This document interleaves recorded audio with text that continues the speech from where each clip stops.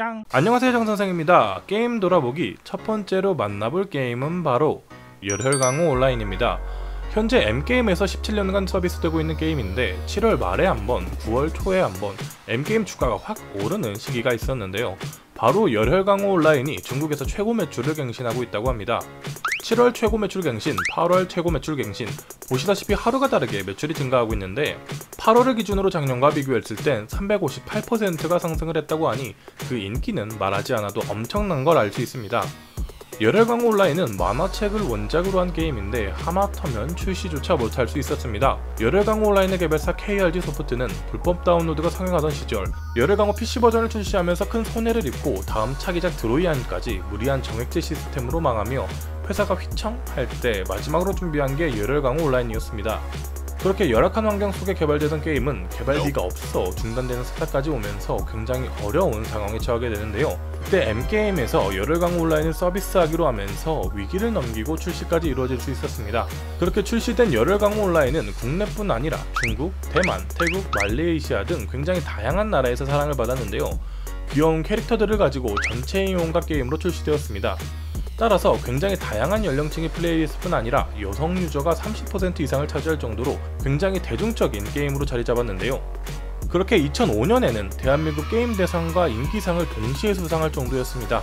2005년 당시 게임들을 살펴보면 어설트 기어, 스톤에이지, 서바이버 프로젝트, 붉은 보석, 시티레이서, 리니지 1, 2, 카르마 온라인, 크레이지 아케이드, 카트라이더, 이터널 시티 프리스타일, 팡야, 트릭스터 믹스 마스터, 메이플 스토리, 마비노기, 그랜드 체이스 노바 149를 하케된 거상, 건즈, 프리스톤 테일, 테일주이버, 실온라인, 월드 오브 워크래프트, 바람의 나, 일렌시아, 라그나로크 등 굉장히 많은 게임들이 있었기에 대상과 인기상을 동시에 수상을 했다는 건 정말 엄청났다는 겁니다. 중국, 대만, 태국 등 해외 유저 수만 500만 명이었는데요. 국내에서만 7만, 중국에서는 32만 명.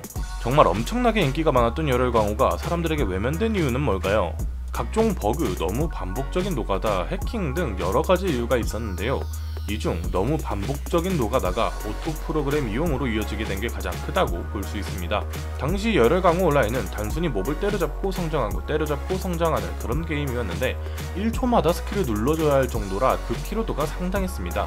그렇기에 자연스럽게 유저들은 오토 프로그램을 찾게 되었는데요. 그래도 오토 프로그램에 대한 인식이 굉장히 안 좋았기에 소수의 유저들만 사용하면서 게임사에 오토를 제재해달라는 요구만 했었습니다. 하지만 어떠한 대처도 하지 않고 방치하는 모습을 보며 이거 안 쓰면 바보 아니야? 하는 생각으로 90% 이상의 유저들이 오토 프로그램을 사용하게 되는데 어느 정도였냐면 파티를 모집할 때 아예 오토가 있는 사람을 모을 정도였으니까요. 이렇게 사람들이 오토에 길들여지기 시작하자 그때서야 게임사는 대처를 하기 시작했지만 이제는 오토를 받아들여버린 유저들이 그러한 대처를 반대하고 나섰습니다.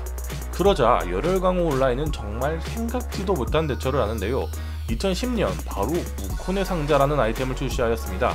간단히 말해 오토 프로그램을 대신해 자동 사장을 해주는 건데 현재 모바일 RPG 게임들보다 훨씬 편안한 시스템이었는데요. 심지어 이러한 아이템은 캐시 아이템이 아니라 인게임에서 획득이 가능한 재화로 구매가 가능하였는데 당시 아이템 하나에 게임도 몇천만 원씩 들어가면서 거래를 하던 상황에 무콘의 상자 아이템은 단돈 100원에 판매를 하였습니다. 이러한 업데이트를 많은 유저들이 반기며 좋아했지만 이게 무슨 게임이야 하며 떠나버린 유저도 생겼고 신규 유저들은 다마고치 같은 게임을 외면하면서 다른 게임을 찾는 계기가 되었습니다. 2010년 게임 순위를 보시다시피 당시에는 정말 재밌는 게임들이 많았기에 굳이 자동사냥 게임을 할 필요가 없었고 열혈강호 온라인은 자연스럽게 잊혀져 갔습니다. 그렇다면 중국에서 역대 매출을 계속해서 갱신하는 이유는 무엇일까요? 현지 이용자의 마음을 사로잡은 비결은 바로 행사 현지화입니다.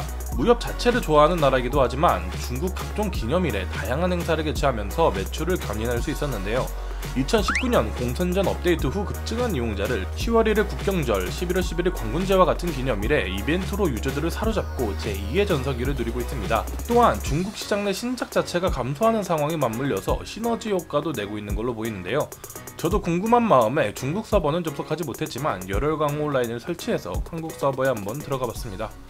일단 마을에 유저들이 굉장히 많아서 놀랐는데 평일 낮이었는데도 실제로 플레이하는 유저들이 많이 있었고 주말에는 더 많을 걸로 생각이 됩니다.